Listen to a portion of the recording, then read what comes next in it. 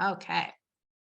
So as I said, this is our orientation. It's going to walk you through some very important things, particularly the first day. Prepare ahead of time. That's the most important thing. Get your things in order, have all of the kiddos' stuff ready to go, and it will make things a lot smoother. It's good to kind of front load with your kids information that is exciting and the first day is coming up, but don't give them too much information. Don't prepare them now for something that's going to happen in a couple of weeks. So, little bit of information is good, but don't overwhelm folks. We do have our superhero welcome back Shabbat. And so that is a really important opportunity for you to come and see the classroom. The classroom doors will open at 4:30. It's just kind of there's no program happening. It's just come on in. You could drop things off. We'll talk about that in a minute. You can drop off some of your kiddos' things. You can meet the teachers. You can get to know the space. There'll be some things out for the kids to play with in each of the classrooms. It's just a really nice time. And then there's a picnic. Bring your own picnic up on the upper yard where the elementary school playground is. And you are bringing your own dinner. We are not providing dinner. And then there's a service. We do encourage your kiddos to dress up in their favorite superhero. And as my letter says, superheroes come in all shapes and sizes. They can be school teachers, they can be nurses, they can be characters in a story. So it's really what your kiddo feels as a superhero. You will notice sometimes right after the first day of school, or even after that first week, that there are some new behaviors that your kiddo is moving through, or some regression that happens. Starting school is huge for them and it's really tiring. So they may be more exhausted, and they may be more prone to tantruming. You may have started sleeping in their own bed and they may get up a little bit more in the middle of the night. These are very, very typical. We see them all the time because starting, even if they were here in the summer, or even if they've been to our parent and me, it's a huge transition for them. And so give them a little bit of grace, give yourself a little bit of grace, and let them kind of move through that before you get too concerned. The items that you want to bring on that first day, I'm going to turn that over to Samantha. She's going to talk about that a little bit more. Sure. Hi, everybody. So each child will have their own cubby space in their classroom, and it's pretty compact. So what you want to do is try to fit everything that your child needs into a shoebox, one of those standard plastic shoe boxes. Put a photo on the outside so we know that it's theirs. And you'll want to fill it with couple extra change of clothes, including shoes and socks for your child. And just, anything, if you're bringing any over-the-counter medications or anything, make sure that the form is wrap around it like sunscreen or something, and put it in that box as well. That'll go in their cubby. Any rest materials, usually we have those roly-polies. You can buy some from the main office or from the ECE office. We can take care of that for you. And any pull-ups or, diapers, we have enough for, you can bring like one little stack of diapers that'll fit in the bottom compartment of the cubby. So all of their things should fit into one backpack. So their lunch container, their snack container should all fit into one little thing that they can carry themselves. So just keep that in mind. The first day of school, we are requiring that everyone take an antigen test prior to school. So test your kiddo at home. It's on our system, so we're not going to be checking. You don't have to email it in. It's just, it's recommended by LA County that we do that after a vacation or a return to school. So take that test, have your child take that test in the morning, and then when you drop off, it's all on our system. Great. The only thing I will add to about the pull-ups is that make sure your child isn't in the traditional diaper where the teachers have to lay them down, kind of fasten it. We recommend pull-ups. Pull-ups are not a second step really to potty proficiency, but they help with potty proficiency. So even with our young 2-year-olds, even if they're not quite there yet, we still want them in pull-ups so the teachers can help them practice and pulling them up and down. So some of those pull-ups have the refastening kind, which are fine. I left off the earthquake bag information. So that's just a Oh, okay, Ziploc okay. bag. That's not going to live in your child's cubby. That's going to go into a separate safe space where all of the classroom earthquake bags will go. So that's in your welcome letter that you'll receive, and that's been in some other communications to find that list of what needs to go in there. And you can bring all of these things on Friday for that Shabbat welcome back barbecue. Perfect. Drop off and pick up. So the things that are in person, early care and late care is in person. Early care, you drop off at the gate at our big yards. You drop off right there. We like folks to please wait, and a teacher will come over and greet your kiddo. We don't want folks walking into the gate. It's hard for us to see kiddos and we have too many adults on there, and it's hard for us to keep track. So for everybody's safety, just wait at the gate. A teacher will come over. They'll check your kiddo in. And make sure you have right by that gate is our QR code to scan your child in. So you'll want to make sure you do that. Late care is exactly the same. Just wait right there by the gate and they will bring your kiddo to you. If you're picking up your kiddo early or later, you do have to contact our school's office just so that we know we can figure out what kind of pickup might need to happen. The regular drop-off is also in person. So you walk to your child's classroom, you have kind of that 5-minute window to drop your kiddo off. It's really important because we have the Mahina drop-off happening first, and then we have our nursery drop-off. So it's really important because we want to maintain some level of consistency in the parking lot and not have it get too overcrowded. So really be careful about that timing. Late drop-off. There is a late drop-off that happens, but that's really for emergencies. So we don't want people, we had a little bit of trouble in the last year where we had to remind folks that late drop-off is not intended for you're doing late drop-off 2 or 3 times a week. It's for those times where there's something happened, something unusual has happened, because when we have a late drop-off, either a teacher needs to leave the classroom or somebody needs to leave the school's office. So we really want to reserve those moments for times where it's unusual, not for a regular type of thing. So if you're having trouble getting to school, you need some guidance on that, you can talk to your school, your classroom teacher, you can talk to one of us, and we can help give you some tips. The playground app is super important, not just signing in, but also signing out. We need to make sure that parents have done both. If at the end of the day, your child has not been signed out, we will automatically, you will be charged until that 5 p.m. for drop-in care. So we had to install something like that system because unfortunately, it was taking hours of time for us to go and check the playground app for families that were not doing those steps. That is how we do our sign in and sign out process. And so it's super important that you are scanning that QR code both when you arrive and when you leave. And the QR code is everywhere. So it shouldn't be challenging for anybody to find it, including our security team who has it as you're pulling in. So it should be a very easy system. We want to make sure everybody's doing that. Before you come to school is when you'll do that health screening check, and there'll be a couple of questions on there. So the questions are around any exposures to COVID and if your child has any illness. So really important that you answer those with transparency and honesty, and that you do really do a little check of your kiddo. If your kiddo has a slight runny nose, I know that sometimes can be challenging to know. And chances are when they get to school, they may be running around and it may get a little bit worse, and we may give you a call. Make sure that any emergency pickup or any call to you happens within 20 minutes. I know we live in Los Angeles and a 10-minute drive can easily become an hour drive. We know this, we understand it. We strongly recommend that you have a few folks on that emergency list. It's not fair to your child, and it's not fair to our school's office to have kiddos there for longer than 20 minutes. It's a long time to sit in a back office space, and we have to have them separated if they're not feeling well from other folks. Waiting at the gate, I think I already covered that. Just really important that you do wait at the gate when you are picking up or dropping off for early or late care.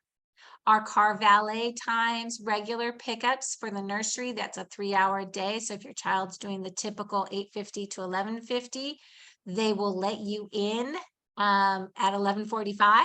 Pickups really quick. It's usually done by 11:55. after the first couple of weeks. We have to get to know your cars. We have to get to know all of the people coming in, and then it kind of moves a little bit quicker. So the first couple of weeks can be a little bit slower.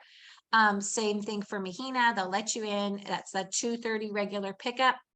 And then if your kid is staying an extended day in the nursery program, that's a 2:50 pickup. So those are our 3 car line pickups. And again, security will let you in about 5 minutes beforehand, and we're typically done within about 5 to 10 minutes of that time. So anything after that, there is a late fee that is applied. Importance of being on time. Parking lot. Parking lot can get super, super, super crowded. So plan ahead, be patient. Again, those first couple of weeks, be patient. I really do recommend not to bring the whole family to drop off. It's super exciting for everybody. We know that, but it's completely overwhelming for your child to have more than one person dropping them off in the classroom. So if you want to bring more than one person, my suggestion is come in the car, drive in the car, and one person walk them into the classroom if possible. It can be overwhelming for both your child and other children. So also sometimes on the first day, because 2 parents want to come or a grandparent wants to come, our parking lot gets overloaded with cars. We really ask that only 1 car come and park in the parking lot so that all the parents can park safely and walk with all of their supplies. A lot of your supplies will get dropped off hopefully on Friday when you come to the Welcome Back Shabbat. But again, parking lot, just be mindful of the time and leave a cushion for those first few days.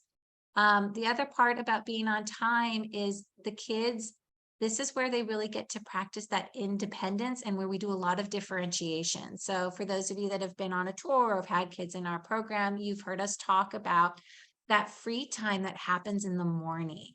And that's the time where your children really learn to have ownership over their own experiences. So even in our 2s, they start to explore different areas. They start to explore different things. And we really want them to be on time so that they have that opportunity. It's also where we can differentiate for children. So if a child's struggling in one area, or we want to encourage them to use the dramatic play a little bit more, that is the time that we do that. Also to keep in mind that if your child has challenges with separation, or if they're moving through something where they're feeling a little anxious, or they have some sensitivities to noise, it's really important that they enter in before the class is all going. It's really hard to enter in when everybody's already in play and the noise level's way up here. So keep that in mind. If you're going to do a late drop off, we may need you to wait a little bit longer if it's during circle time. Circle time is a very sacred time. It's really hard when there is an interruption. So when they're on the carpet and they're doing their circle time activities, we try not to have disruption to that. Separation, as I said, separation can be harder if the teachers are already all engaged with kids, if they're already engaged in an activity. Separation, or if it's really loud, separation can be harder. So keep those things in mind, especially middle of the year and end of the year. As we start to get a little more relaxed, we do see that people are running a little bit later and they're a little bit more relaxed about that start time. That beginning of the school day is super important. So keep that in mind. Late drop off is anything past our regular drop off, and that would need to go through our school's office. So you cannot just come, for example, at 9:30 and walk up into the classroom. That's how we make sure that we know who's coming on site and that we're keeping everybody safe and we're being aware of what's going on in the classroom. And sometimes the kids and the classes are in one of our specialists or one of our enrichment activities. So really important that you move through those late drop-offs by either calling our school office or emailing us. I'm going to turn it over to Tawny right now to talk about Shabbat, holidays, enrichment. Hi there. So we have two amazing rabbis at our school, Rabbi Sarah Horonsky and Rabbi Kira Stein. They are very involved in our ECE program. They love to come visit the classrooms, and they also lead our special Shabbats every Friday. We do Shabbats in age cohorts. So, you know, the younger, the twos go, and then the threes go after, and then Mahina goes after that. And the rabbis love doing Shabbat with us. We have songs that the children know that are familiar to them. We have new songs, and every week is a special Shabbat kiddo or a Shabbat superstar. So when you come to the Welcome Back Shabbat, there's going to be a sign in your child's classroom where you're going to be able to sign up for a special day for your special Shabbat superstar. So keep your calendars handy. You're going to want to know what date works for you, and you're going to get to sign up for 1 to 2 Shabbats throughout the school year. We also make challah. There is a schedule for that as well. We get our challah from Lauren Baum, who does Baum Challah. Delicious dough. We love her dough. We get balls of dough, and the children get to learn to braid the challah. They can add yummy things, raisins, cinnamon sugar, chocolate chips. It's a really special time, and it, you know, helps us tie Shabbat together, because challah is one of the best things about Shabbat. You know, it's our favorite challah day. So that's really, really fun. If you do need to change your Shabbat date, please go through the teacher. We want to make sure that the teacher is aware, and that teacher can help you navigate a new date with another family. Try not to do it without letting your teacher know, or contacting someone. That way there's no confusion in the gates. On the dates. We also ask that because Shabbat takes precedence in Judaism, that you don't plan parties or events from Friday to Saturday, Friday or Saturday. We want to be really respectful of the people that do keep Shabbat and that do observe the holiday, and, you know, making it easier for them to be able to attend a birthday party, you know, for a child, or a special adult event that might be happening. So we really ask that you try not to schedule those parties, events on a Friday or Saturday. We celebrate our birthdays in the classroom. The children get really excited. The class celebrates. The teachers usually do a special thing. Everyone gets a special crown. There's stickers. There's special birthday songs. I have a special birthday song that I always sing to whoever birthday it is. So I'll always try to make my way to the classroom to sing it. And you're welcome to bring something in for the children to enjoy, a little gift bag, maybe with stickers or bubbles or something that they can take home. I know treats are traditional and those are okay, but there's also something special about taking a goodie bag home, like after a birthday party, going home and seeing what's in it, and the children get really, really excited for that. So that's another option. We do celebrate all of the Jewish holidays. There are so many Jewish holidays throughout the year, so we really fit them all in there, and the children get so much out of learning about these special holidays. So all the Jewish holidays and the legal holidays we do celebrate. The 3 holidays that we stay away from here, one of them is Halloween, Valentine's Day, and St. Patrick's Day. They just don't go with our school, what's the word? Religion. Our school religion. There you go. There you go. But we do party it up big on Purim. So if your child is, you know, curious why they can't dress up for Halloween and come to school, maybe their sibling can in another school, you just tell them Purim's coming, and they'll be able to dress up and go crazy for Purim, and they get treats on Purim as well. So they're not really going to miss out on anything. Enrichment is an amazing program that we have. Our enrichment program is awesome. It's a really nice opportunity for the children to learn something new, whether it be from another teacher at the school or Coach Lisa, who also does our movers and groovers and sports class with the children. So there's an enrichment flyer coming out. It will have the dates and the times and the 3 enrichment classes that we have for fall. There's our fall enrichment program, and then there's going to be our spring enrichment program. And the 3 classes in the fall are going to be different than the 3 classes in the spring. What I do want to say about enrichment is that if your child is a napper in nursery, their nap is going to be cut a little short, maybe by 15 to 20 minutes, if they are signed up to do enrichment. The nursery children are going to be doing enrichment at an earlier time. If your child leaves at 11:50, they're going to stay and they're going to eat lunch with their friends, and then they're going to go to enrichment after, and then you'll be able to pick them up in enrichment after. which would most likely end 12:45, 12:50. So once the flyer comes out, keep an eye out for that. It'll have all the information, pricing, and everything else you need. And if you have any questions about that, feel free to email me at tawny@tbhla.org. One more thing I would like to add. I'm so sorry, I totally forgot. Our kashrut policy. We do keep kosher at our school, and we ask that no butters of any kind. I'm not talking dairy butter. No butters of any kind. Sunflower butter, peanut butter, obviously almond butter. Can be a little confusing for the teachers to tell the difference between the few. You know, you really got to sniff it or you got to taste it to really know what it is. So we just ask to avoid all that confusion, to just kind of stray away from those. And we also offer additional snacks if your children finish their lunch or finish their snacks.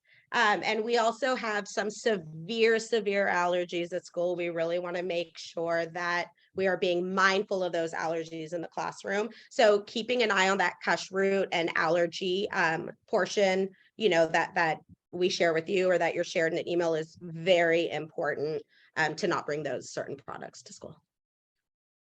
Thank you, Tawny. Samantha, I think you were taking the emergency list. All right, I got it. So anyone coming on site should have a TBH car sticker. So if you need a car sticker, if you don't have one, we can get one to you. Just let your teacher know what you need, or contact ECE@tbhla.org and we can get you what you need.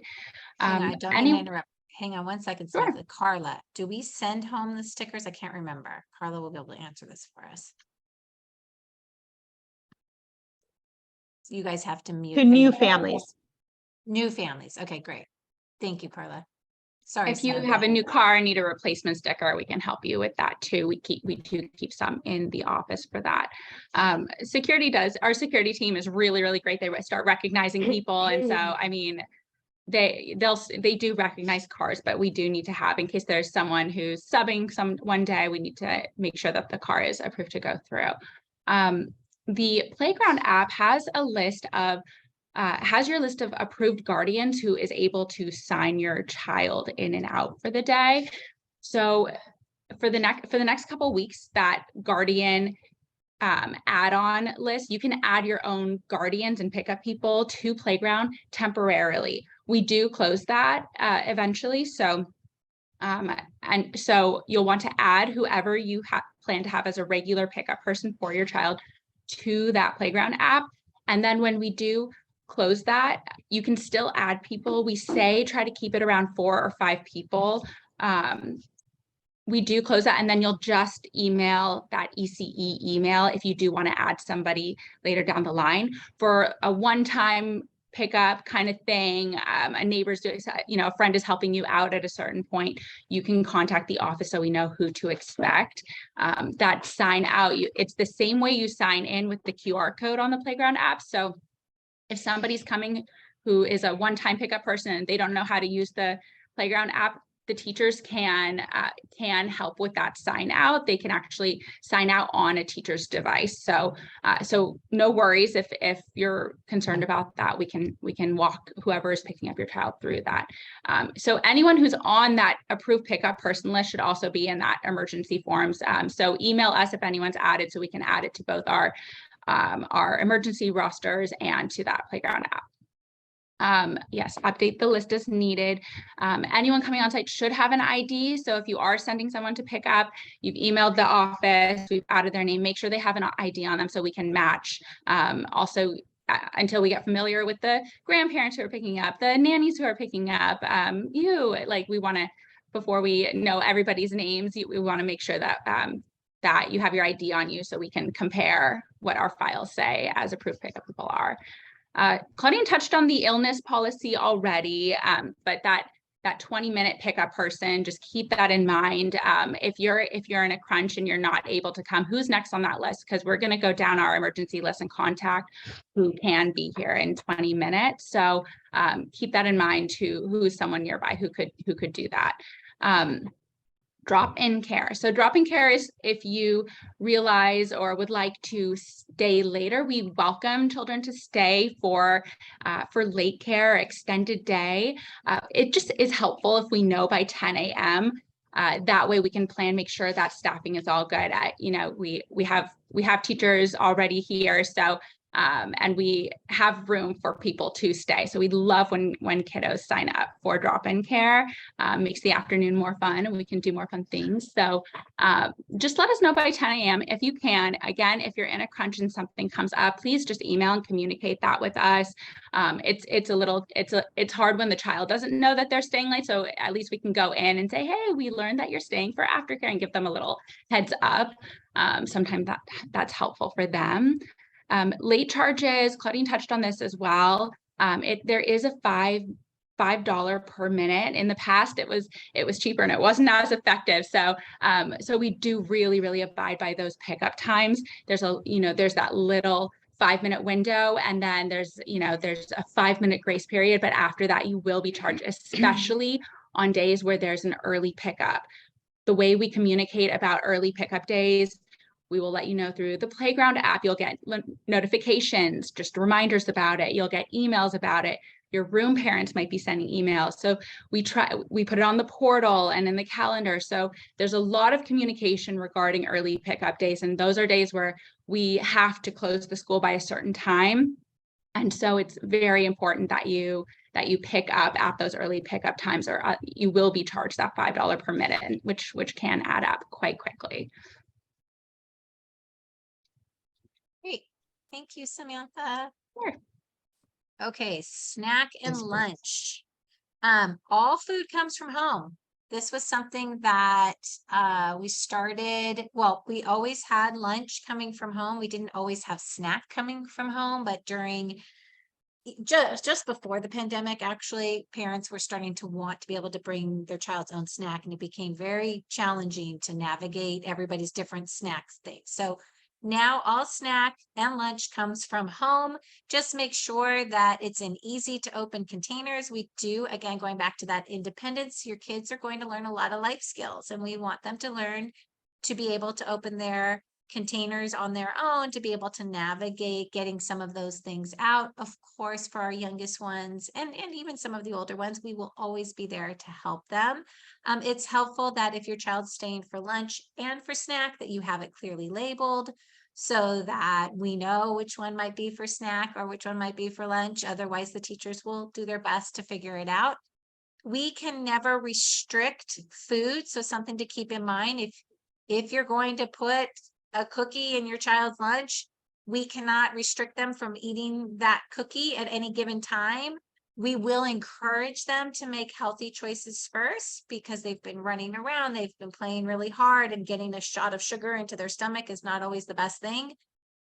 So just keep that in mind when you're sending foods or you're sending a treat in the lunches, that, you can make your own decision about whether that's something you want to do, but keep in mind that it can be a little challenging for your kiddo, and we can't restrict those things.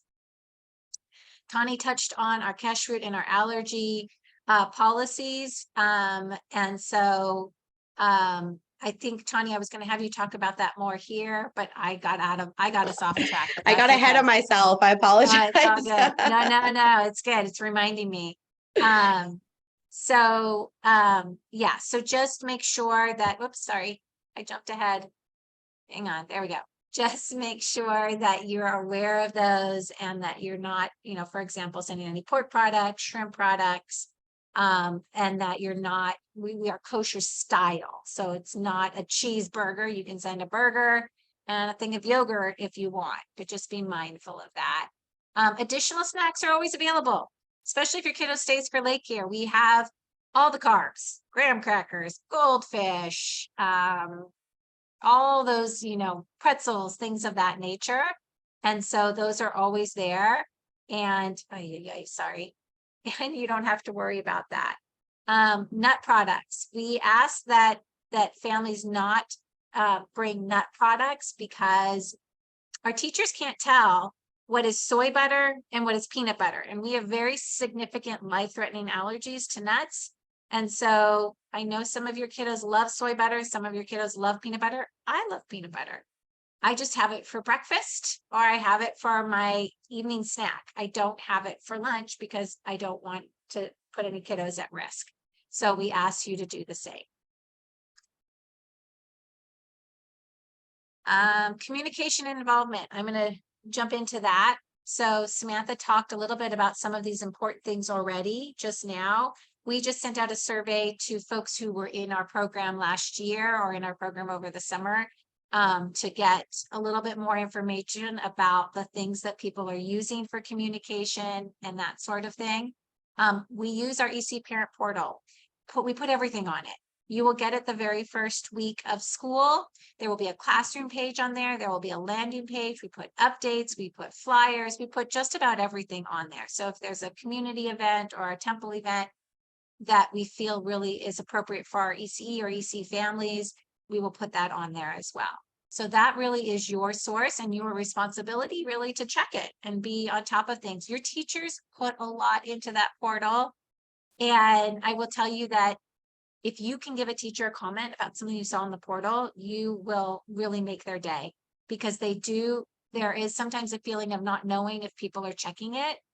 Same with the playground app. They post pictures, they give updates there, and it really means a lot when they know that people are looking at it. They'll give tips for things to ask your kiddo, questions. They'll tell you a little bit about what happened that week and what's happening the next week. So you have those questions that you can ask your child.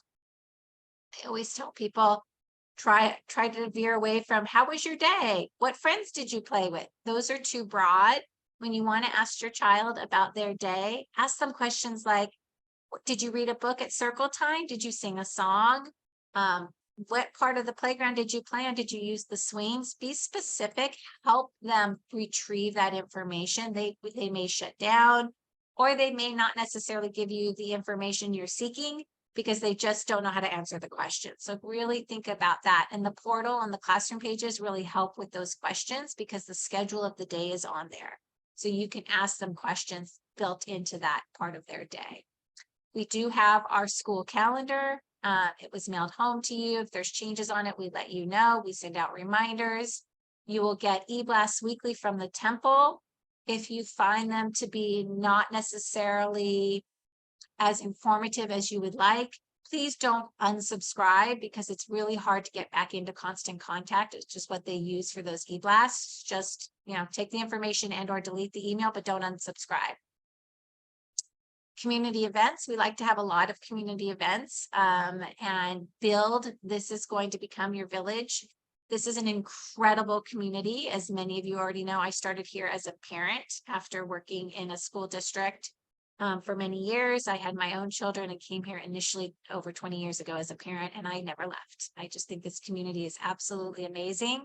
And the bonds that you build and the relationships that you make, those last a lifetime. And so it's important to try to come to some of those pathways meetings.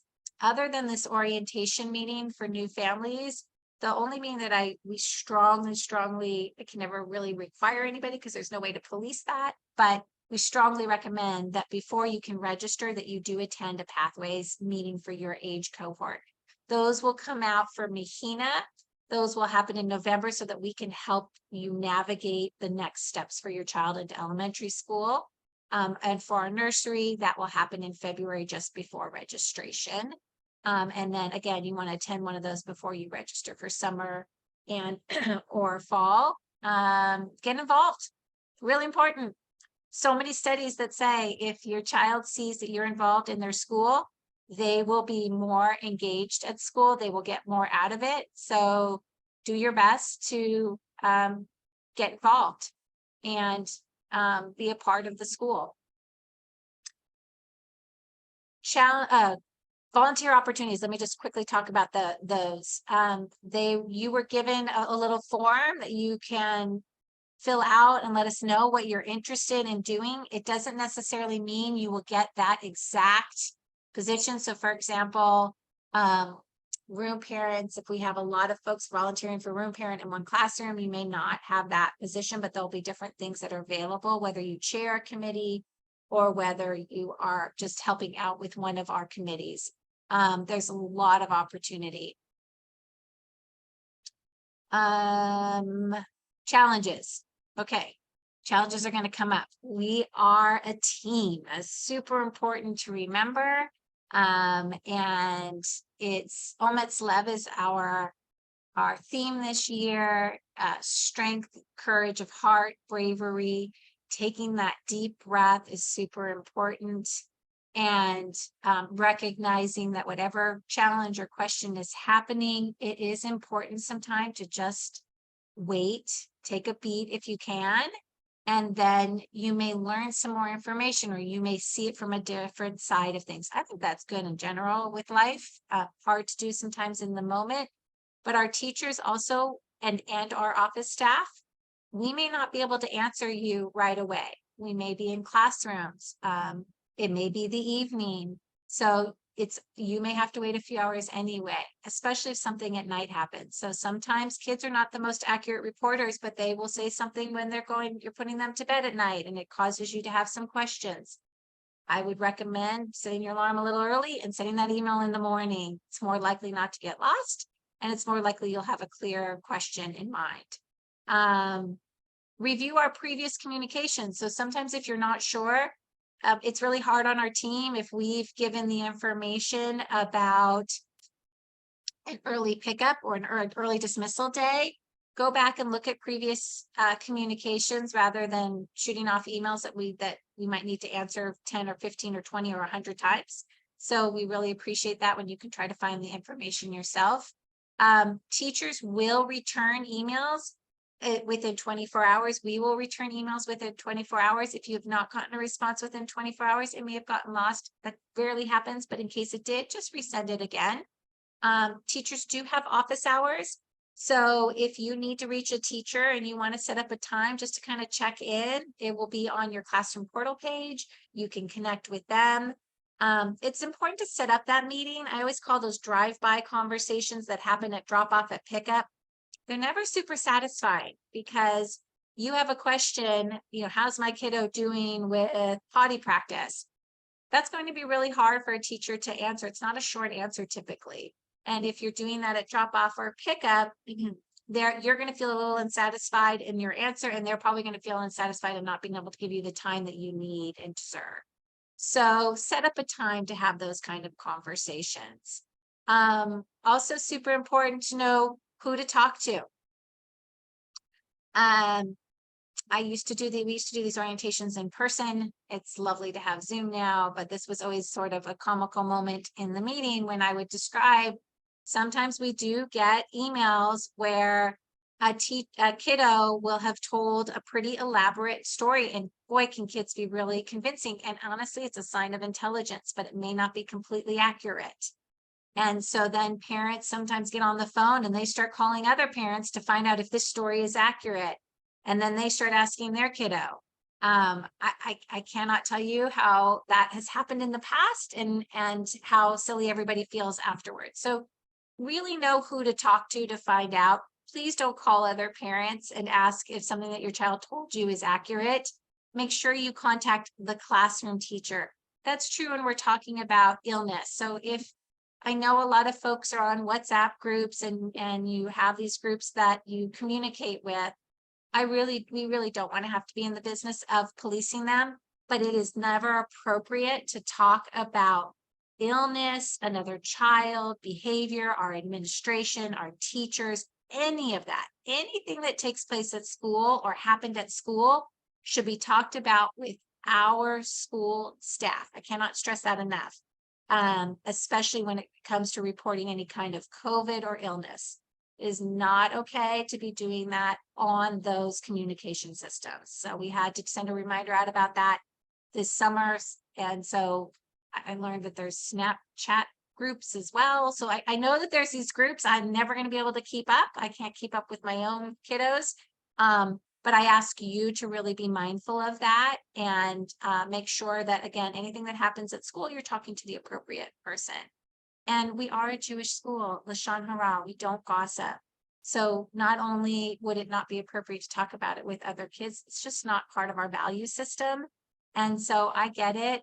There are sometimes going to be situations where you may not have the correct lens to look at it, and we can help you. Don't wait. Let us know. Communication is key to everything in life. So make sure that you're doing that. I think we're nearing almost the end. Samantha, I'm gonna let you take the illness policy. All righty. I feel like this ties right into great segue there for you. Okay, so we get to know your kiddo pretty well. So we can often pick up on, if they're having an off day, maybe they're really tired, maybe maybe they ate something funky at breakfast. Like there's all kinds of reasons why someone may just not be acting like themselves, and our teachers will let us know when a child seems a little off. We'll bring them to the back office. We'll bring all of their backpacks and everything with them, take their temperature, check on them. But you'll be getting a phone call for a 20-minute pickup if your child is exhibiting signs of illness. New school, new germs, like there are going to be runny noses and exposures to new things, and building that immunity is really important. So I'm not talking about like a slight runny nose, or a sneeze here or there. Some of that germ building is really important. But if their temperature seems like it's rising, or if they're just looking lethargic, or not engaging the way that they normally do, you'll likely get a phone call home to come pick up. So just be prepared for that. It's not always convenient, and it could be upsetting if you're in the middle of something, but just make sure you have that 20-minute pickup person and a backup as needed, so to help you in those moments. When they do go home and they're ill, if they have some runny stool, or if they have a fever, they do need to stay home the next day. So if they come to school and they are exhibiting those symptoms, they have to go home for the day, and they will also need to stay home that next day we recommend 24 to 48 hours of, having a regular bathroom trip, and definitely at least 24 hours fever free. We want to make sure that whatever was in their system is completely out, and that they're completely healthy and ready to come back to school. We definitely don't want those things spreading in the classroom as well. Allergies. So there are allergies in the room. You'll be made aware if there's a significant allergy in your classroom. That'll be a part of your welcome letter. We keep, and everyone with an allergy has their own allergy plan. We may be keeping something in the office. We do keep, if you do need a medication throughout the day or something, you'll organize that with the EC office, and with Carla specifically. If your child does need to go home or miss a day, or if there's COVID and there's certain policies of how many days someone needs to stay home when there is COVID, unfortunately there is no refund for those illness days. So keep that in mind. And there may be certain situations like fever or some tummy issues that require an antigen test to return. And so if you are in that situation, we'll communicate that with you. If you want to look ahead, you'll be able to see on the homepage of our parent portal, it has the illness policy pretty clearly laid out, and we update those. So we're constantly in communication with other schools about how they're moving through navigating COVID policies, and we are on all of the LA County public health calls. And so we are constantly updating those and deciding also as a school and school community how we approach those matters. And so that ECE parent portal is the place to see our most recent updates. So if you find yourself in that situation, that should be your first stop to try to get the information and letting us know as soon as you can. So if someone in your household does become ill with COVID, we'll want to know that right away, so that we can make a plan for your child and your family moving forward. And that goes for any illness if you have any question about it. rashes and skin things. It's hard for us to know. We can't diagnose on this end. So that might be another reason your child gets sent home. Maybe if we're seeing like a rash, we may need a doctor's note. There's some situations where we may ask for a doctor's note to be able to return. And most pediatrician's office that you can send a picture these days and get some information. Sometimes they will need to see your child in person though. If there's, suspecting possibly something conjunctivitis, for instance, you may need to go in to get that checked out. There may be some other comorbid illnesses at the same time, so keep that in mind. And also following COVID exposure, sorry, I'm jumping around a little bit. Following a COVID exposure in the household, again, you'll let us know and we'll get back to you with a plan for your family and for your child specifically to be able to return to school, because that is our absolute our priority as it is yours too. But there may be masking involved and testing involved. So again, we will communicate those plans with you and work with you, partner with you really to come up with those plans of action. Thank you. I know we have a couple questions in the chat. We will get to those at the end, so you don't necessarily need to put them in the chat. Samantha's going to help me answer those, and then we will take questions at the end too. So I just wanted to let all of you know. This is our last slide. This is the agreement that you all signed off on when you registered. And so it's just really important when it comes to, particularly to COVID-19, that you're communicating. We are going to have bouts where we're going to have upticks. That currently the county is experiencing one of those right now. So just the most important thing, and what an incredible community we have because of transparency. So transparency really matters. One of the things that we find is sometimes we have these big stretches where we're not navigating it for a long time, which is really, really lovely. And then we experience it again, maybe in a classroom, or there's an exposure of some kind. And it sort of triggers all those feelings that we've all had having navigated this for the last few years. And we all have those. And for some, it's you don't worry about it too much. And for some of you, it can trigger some feelings of fear or anxiousness. We are limited in what we can provide when it comes to information. So when we share information, that's really all that we can provide. It's super important to just remember that we're all on the same team. We will give you the information that we can. And it's important that you give us the information that you have so we can act accordingly and we can keep everybody safe. So our intent is always just to keep everybody safe and healthy and we want your kiddos here. It's really hard when your children are gone for stretches of a time. It's hard on them and it's hard on the teachers and the classroom dynamic. So it's never our intent to keep your kiddos out of school. I really appreciate that everybody has stayed on and we've kept it in the time frame that we hoped to. It is up to you whether you'd like to stay on or not, but I am going to go ahead and answer some of these questions right now. And so if you'd like to stay on, you can. I'm going to answer the ones in the chat first. And then if you want to unmute yourself, or if you want to ask questions in the chat, we'll address as much as we can in the next 10 minutes. So is there an option to purchase lunch from a third party delivered to the school? That was one of the questions that we had in our survey. We have not had the best of luck with that. And I'll tell you, there's two challenges. One of them is that the kiddos, the price point and the food offerings are sometimes not doable for a lot of families. And so then we don't have enough people ordering, and therefore the companies don't want to stay with us. That's what's happened primarily in the past. So those two challenges, price point and folks ordering enough, have been the biggest challenges. And then also just finding companies that will do it.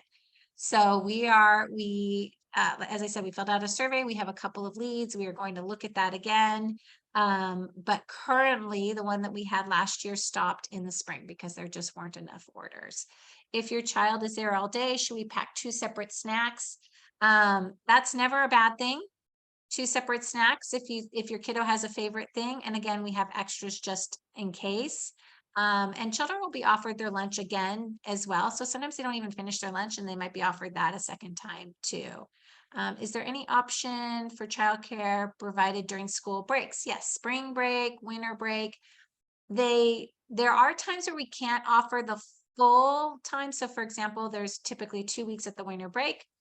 And historically, we have found that 1 week of winter camp is really what parents want. So it may straddle the 2 weeks. I think that's what happened last year. If we have a big project that we're doing, then we may not be able to host a mini camp. So a couple spring breaks ago, we had to redo the entire parking lot. So there was nowhere for any of us to park. We all worked remotely and we couldn't have a mini camp. That doesn't happen too often. Potty, there's a potty question here. Hi, Claudine. I can. Hi. Yeah, I know you'd mentioned pull-ups for the classroom. Our daughter's sort of in that mid potty training stage where she's in underwear right now, but not explicitly telling us. She'll be there for part days. Just wondering if best to have her in pull-ups for the classroom or continue with underwear. You know, I will tell you, kind of going back to that first slide, regression and things happening that first week. If your child is not solid with anything, so, and by that I mean, if you're really trying to work on potty proficiency or sleep routines, it's going to get a little disrupted those first couple of weeks potentially. So it may be better if they're not fully in underwear right now, to go ahead and do the pull-up. It's hard for me to answer that without really knowing your kiddo just yet. But I would share with the teacher the path that you're on. So you will get a welcome email midweek next week, mid to the end of the week next week. Placement, tremendous amount goes into placement. We will not be making any changes. So if you are not with your best friend, and it's usually families knowing each other, it will be okay. Your kiddo will be okay. Once you get that email, it will come from the classroom teachers. You can email them, you can tell them the situation. We do take them pretty often. So just by emailing and saying, hey, my kiddo's deep in this right now, they may not tell you that they have to go. That means that the teachers will take them potentially more frequently. So they go on a regular bathroom routine. So they take them a few times a day. And then they're also taking them when kiddos have to go to the bathroom, they'll take a group of children to the bathroom so they can take your kiddo along with them. I think I just want to miss anything. Nap time, kiddos. So if your kiddo naps, they eat lunch around, well, they eat lunch at 12, a little bit before 12, right around there, right around that pickup time. And then depending on their age, they may fall asleep in their lunch. They may love to linger at their lunch. So kids start going down for a nap somewhere between 12:20 and 12:30. And they wake up somewhere around 1:50 to 2:15. It just depends on the kiddo. So they get a decent sized nap. Can you share more about what happens when you sign up for Shabbat for your special kiddo? Yeah. So we recommend only 2 people come to that Shabbat. It can be 1, but it can also be 2. Every classroom does it a little bit different. You get to come down to where the rabbis are singing, as Tani talked about, our rabbis doing Shabbat with the kiddos. You get to come down for that part of it when the cohort does that part. And then you get to do another piece in the classroom. So it's kind of a combination of both. And the entirety of it lasts a little bit under an hour. And everybody's Shabbat, it's a slightly different time. So you'll get the schedule of those when you sign up. What exactly needs to be, do we need to bring for the classroom? Just that, so it's in a shoebox size, just the change of clothes, your child's picture should be on the front of the school box. Keep in mind, changes of socks and shoes, think about weather, you'll want to update that. So if your child is new to potty proficiency, you're going to have lots of underwear in there. You're also going to have socks and extra shoes because when they have a pee accident, it drips right down their leg and into their socks and shoes. So make sure you have those extra things.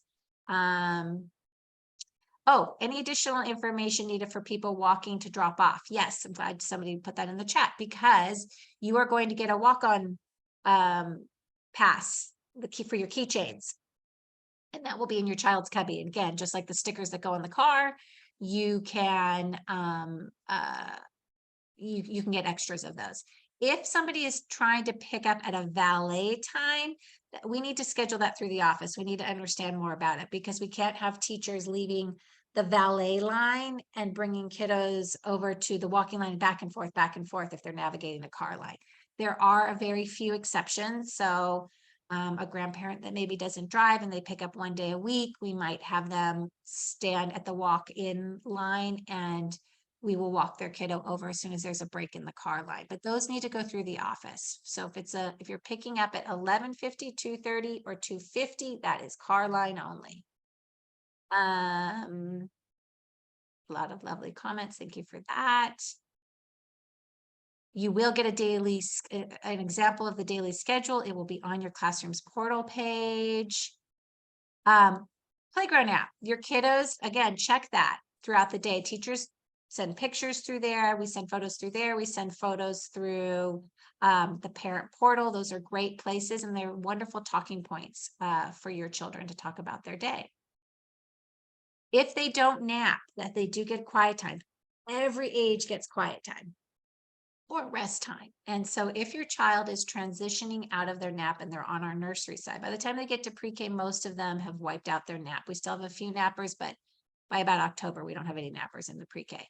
If they're in our younger classrooms and they are started to wipe out their nap, we have an awake room space, but we don't, the people might misunderstand that space. There's still rest time in the awake room. So if your child falls asleep in rest time in the classroom, they're going to fall asleep in rest time in the awake room. We cannot force children to stay awake. They are exhausted at school. So if they don't nap on the weekend, that doesn't mean they won't nap during the school day. So we really are very thoughtful about that process. So if you have a child that is not napping at all anymore, you'll want to talk to the classroom teacher so they can keep an eye on it those first few days of school. And we can see if that would be appropriate move to move them into the awake room.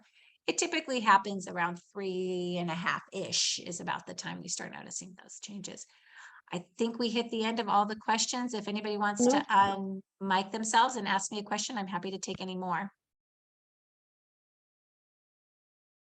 All right, we did it. We can't wait for the first day. Oh wait, is there somebody? I hear a hello. There was a question. There was a question about special instructions for anyone walking on site, you're dropping off and picking up. So to walk on, you can have your TBH key card with you, which I believe everyone's getting as well. So you'll be able to walk on with that if you are walking your kiddo in and walk them right to their classroom at the designated drop-off time. And for pickup, since we do have the car line, we wouldn't have you walk to the classroom for pickup. If you're doing it at a regular pickup time, you would wait by the gate and our security will let us know when you are here. And then we can arrange for someone to walk your child to you at the gate. If you're picking up for late care though, that is also walk up right to the ECE gate. So I hope that answers your question. Thank you. All right, everyone. We'll see you at Welcome Back Shabbat and on the first day of school.